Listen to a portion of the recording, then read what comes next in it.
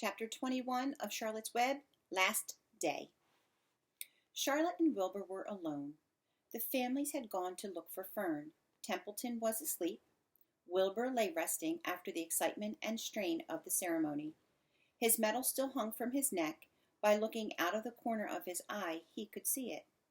"Charlotte," said Wilbur after a while, "why are you so quiet?" "I like to sit still," she said. "I've always been rather quiet."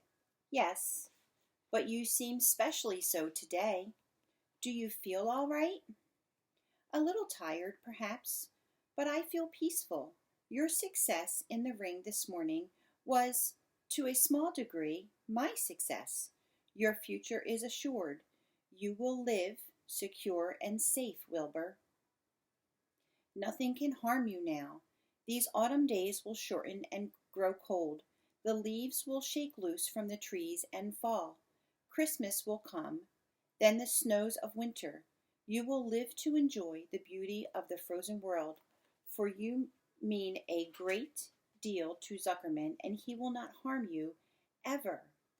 Winter will pass. The days will lengthen. The ice will melt in the pasture pond. The song sparrow will return and sing, and frogs will awake. The warm wind will blow again. All these sights and sounds and smells will be yours to enjoy, Wilbur. This lovely world, these precious days. Charlotte stopped. A moment later, a tear came to Wilbur's eye. "Oh, Charlotte," he said, "to think that when I first met you, I thought you were cruel and bloodthirsty." When he recovered from his emotion, he spoke again. "Why did you do all of this for me?" he asked. "I don't deserve it. I've never done anything for you." "You have been my friend," replied Charlotte. "That in itself is a tremendous thing. I wove my webs for you because I liked you. After all, what's a life, anyway? We're born to live a little while, we die. A spider's life can't help being something of a mess, with all this trapping and eating flies. By helping you, perhaps I was trying to lift up my life a trifle. Heaven knows anyone's life can stand a little bit of that." "Well," said Wilbur, "I'm no good at making speeches. I haven't got your gift for words. But you have saved me, Charlotte, and I would gladly give my life for you. I really would." "I'm sure you would, and I thank you for your generous sentiments." "Charlotte," said Wilbur, "we're all going home today. The fair is almost over. Won't it be wonderful to be back home in the barn cellar again with the sheep and the geese? Aren't you anxious to get home?" For a moment Charlotte said nothing. Then she spoke in a voice so low Wilbur could hardly hear the words. "I will not be going back to the barn," she said. Wilbur leapt to his feet. "Not going back?" he cried. "Charlotte, what are you talking about?" "I'm done for now," she replied. "In a day or two I'll be dead. I haven't even strength enough to climb down into the crate. I doubt if I have enough silk in my spinnerets to lower me to the ground." Hearing this, Wilbur threw himself down in an agony of pain and sorrow. Great sobs racked his body. He heaved and grunted with desolation. "Charlotte," he moaned, "Charlotte, my true friend." "Come now, let's not make a scene," said the spider. "Be quiet, Wilbur. Stop thrashing about." "But I can't stand it," shouted Wilbur. "I won't leave you here alone to die. If you're going to stay here, I shall stay too." "Don't be ridiculous," said Charlotte. "You can't stay here. Zuckerman and Lurvy and John Arabelle and the others will be back any minute now, and they'll shove you into that crate and you'll go. Besides, it wouldn't make any sense for you to stay. There would be no one to feed you. The fairgrounds will soon be empty and deserted." Wilbur was in a panic. He raced round and round the pen. Suddenly he had an idea. He thought of the egg sack and the 514 little spiders that would hatch in the spring. If Charlotte herself was unable to go home to the barn, at least he must take her children along. Wilbur rushed to the front of his pen. He put his front feet up on the top board and gazed around. In the distance, he saw the Arabelles and the Zuckermans approaching. He knew he would have to act quickly. "Where's Templeton?" he demanded. "He's in that corner under the straw asleep," said Charlotte. Wilbur rushed over, pushed his strong snout under the rat, and tossed him into the air. "Templeton!" screamed Wilbur. "Pay attention!" The rat, surprised out of a sound sleep, looked first dazed, then disgusted. "What kind of monkey shine is this?" he growled. "Can't a rat catch a wink of sleep without being rudely popped into the air?" "Listen to me," cried Wilbur. "Charlotte is very ill. She only has a short time to live.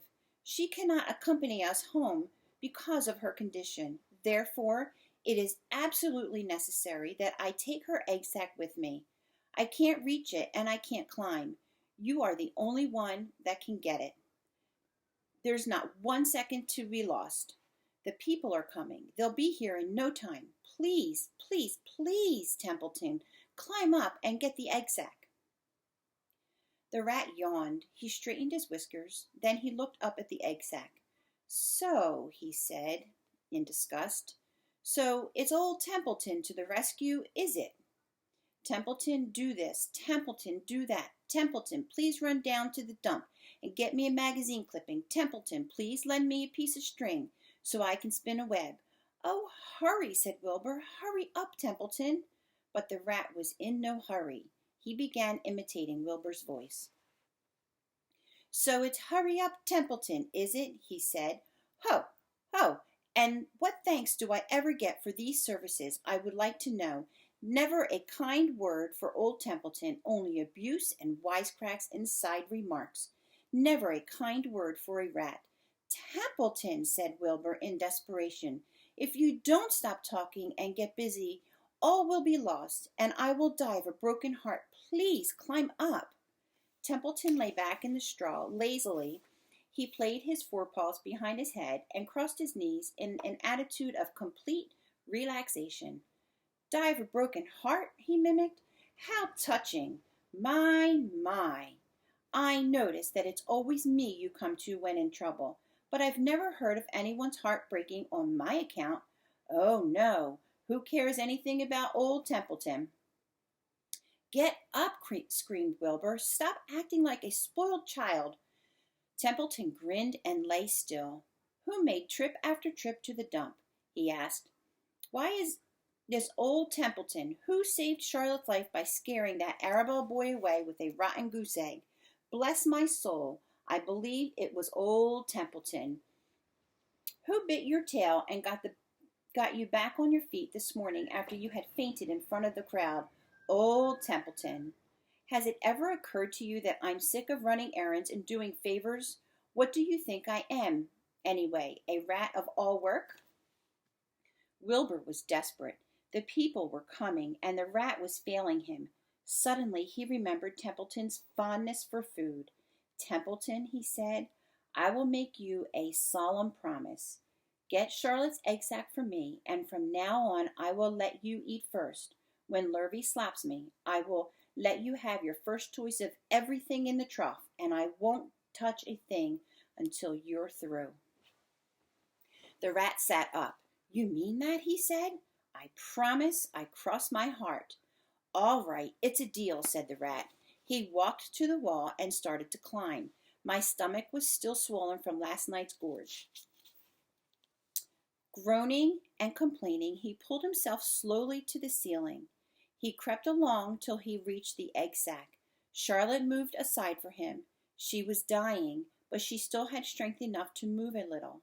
Then Templeton bared his long, ugly teeth and began snipping the threads that fastened the sack to the ceiling. Wilbur watched from below.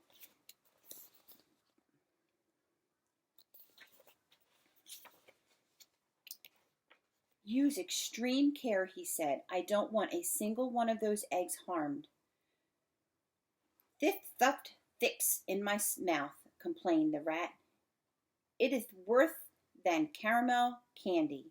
but Templeton worked away at the job and managed to cut the sack adrift and carry it to the ground, where he dropped it in front of Wilbur. Wilbur heaved a great sigh of relief. "Thank you, Templeton," he said. "I will never forget this as long as I live." "Neither will I," said the rat, picking his teeth. "I feel as though I've eaten a spool of thread. Well, home we go." Templeton crept into the crate and buried himself in the straw. He got out of sight just in time. Lurvy and John Arabelle and Mr. Zuckerman came along at the moment, followed by Mrs. Arabelle and Mrs. Zuckerman and Avery and Fern. Wilbur had already decided how he would carry the egg sack, where it was only one way possible. He carefully took the little bundle in his mouth and held it there on the top of his tongue. He remembered what Charlotte had told him, that the sack was waterproof and strong. It felt funny on his tongue and made him drool a bit, and of course he couldn't say anything. But as he was being shoved into the crate, he looked up at Charlotte and gave her a wink. She knew he was saying goodbye in the only way he could, and she knew her children were safe. "Goodbye," she whispered. Then she summoned all her strength and waved out with one of her front legs at him. She never moved again.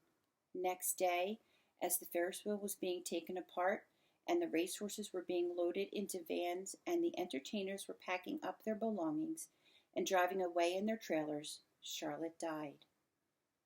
The fairgrounds were soon deserted.